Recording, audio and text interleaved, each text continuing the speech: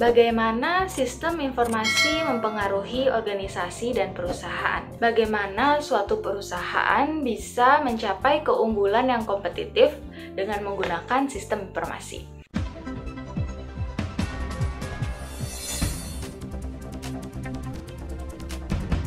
Assalamualaikum warahmatullahi wabarakatuh. Perkenalkan, nama saya Heni Rosdiana. Saya kuliah di Universitas Pamulang, biasa orang sebut Unpam. Terima kasih kepada Bapak Muhammad Khotif Aripai. Terima kasih Pak atas ilmunya. Semoga ilmu yang Bapak berikan menjadi amal jariah bagi Bapak dan bermanfaat bagi kita semua.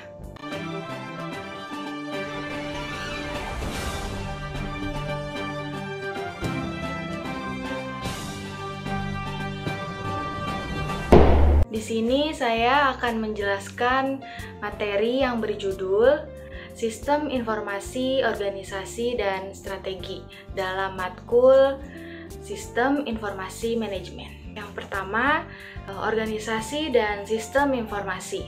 Definisi teknikalnya, organisasi adalah struktur sosial yang stabil dan formal.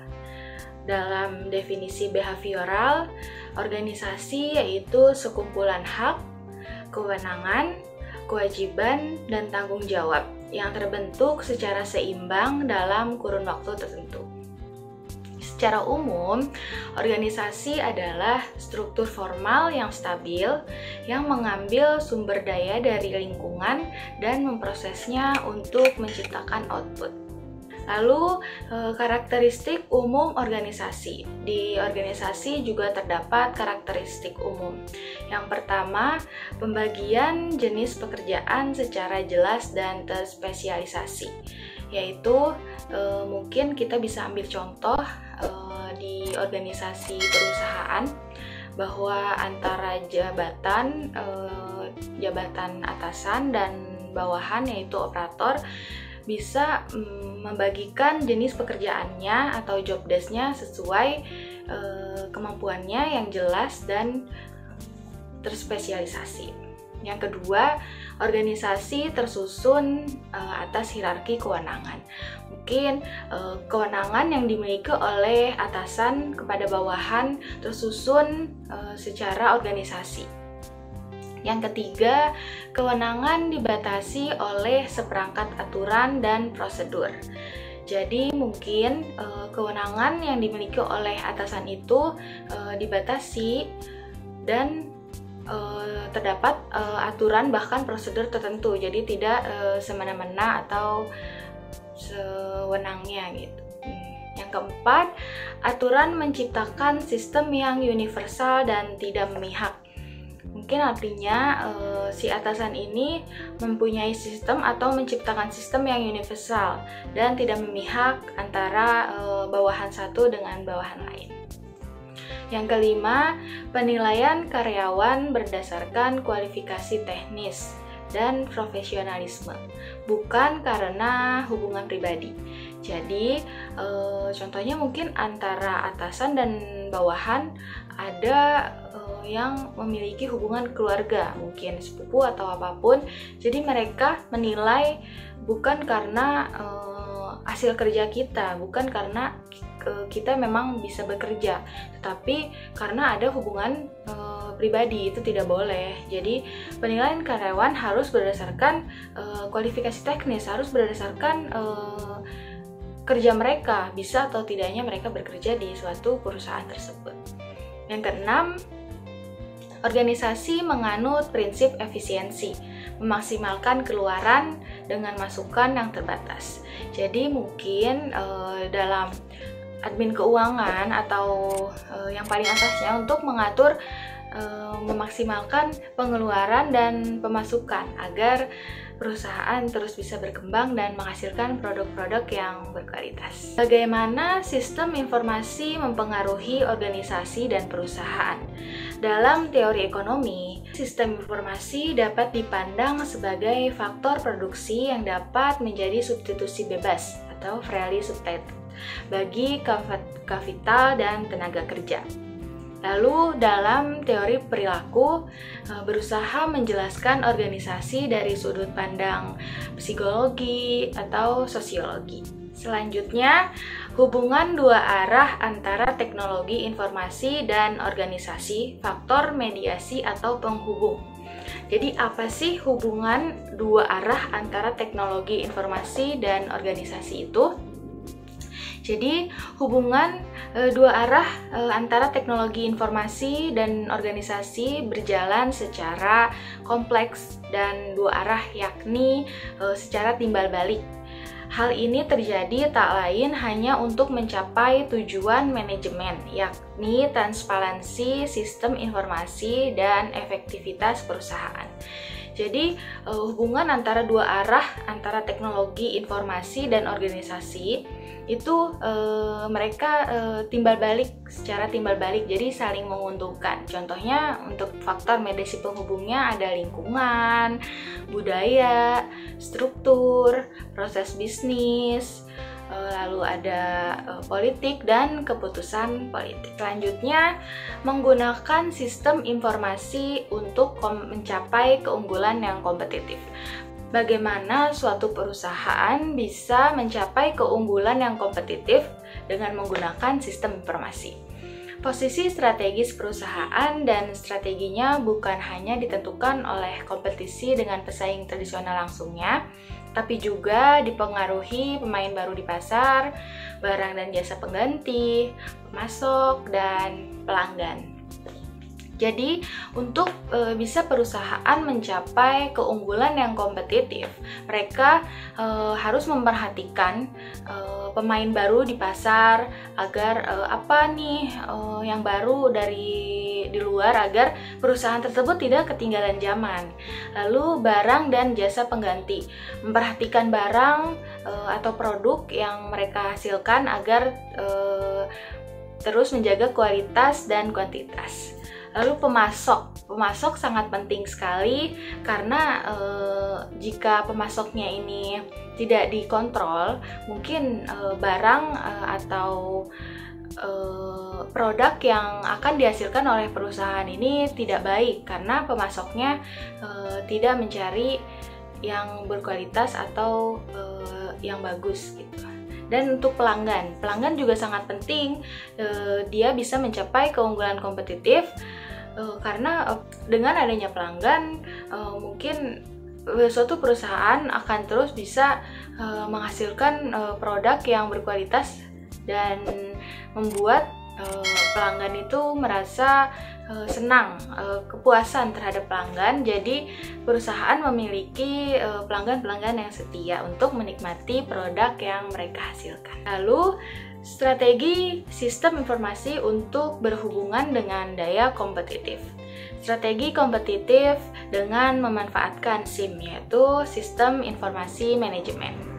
Strategi biaya kepemimpinan yang pertama, yang kedua ada strategi diferensiasi, yang ketiga ada strategi inovasi, yang keempat ada strategi pertumbuhan, dan yang kelima ada strategi aliansi, merger, akuisisi, perjanjian pemasaran, dan ventura. Selanjutnya, bagaimana dampak internet pada keunggulan kompetitif?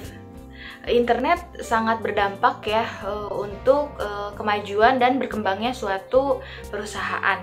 Internet menciptakan kesempatan baru untuk membangun merek dan membangun dasar pelanggan yang sangat besar dan setia yang bersedia membayar premium terhadap merek tersebut. Jadi contohnya ada Yahoo, eBay, Blue Nile, ada Red Envelope, ada Overstock, ada Amazon.com, dan ada Google.com juga.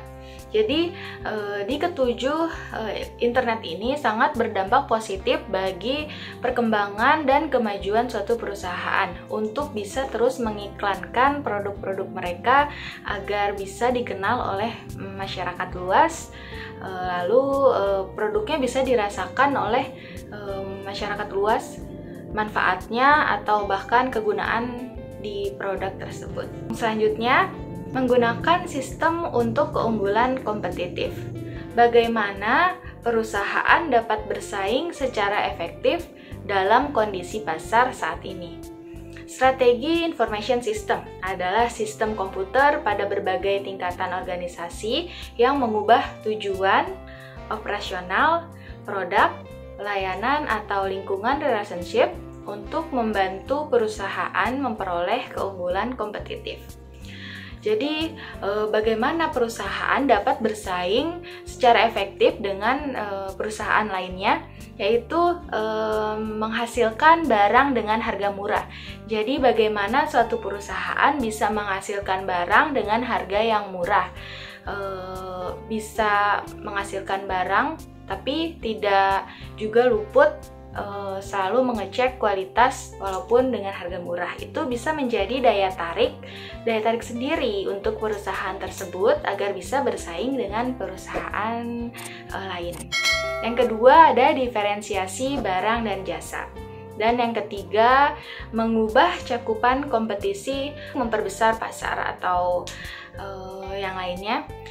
Dari ketiga contoh ini, menghasilkan barang dengan harga murah, diferensiasi barang dan jasa, mengubah cakupan kompetisi baik, memperbesar pasar, bisa menjadi alat atau daya saing untuk perusahaan tersebut, bisa secara efektif agar perusahaan tersebut bisa terus berkembang dan terus dikenal oleh masyarakat. Selanjutnya, perusahaan digital menawarkan kemampuan baru untuk mendukung strategi bisnis pada tingkatan strategi dengan yang pertama mengolah rantai supply atau supply chain. Yang kedua, membangun sistem yang dapat merasakan dan merespon sense and respon pelanggan dengan efisiensi.